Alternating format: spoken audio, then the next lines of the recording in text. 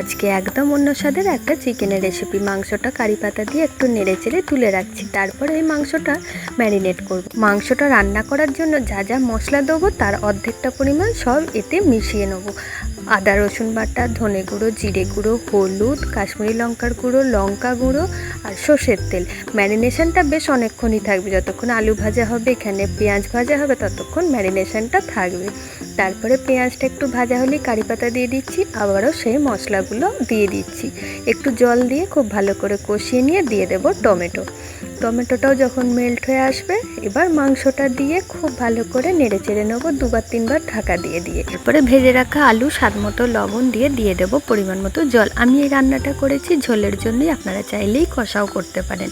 আর একদম শেষে নামানোর সময় দিয়ে দেবো গরম মশলা আর সামান্য পরিমাণে একটু কসুরি মেথি। কসুরি মেথি ঝোলটা রিচনেসটা বাড়িয়ে দেবে। অবশ্যই একবার ট্রাই করে দেখবেন, ভালো লাগলে একটা লাইক করে দেবেন।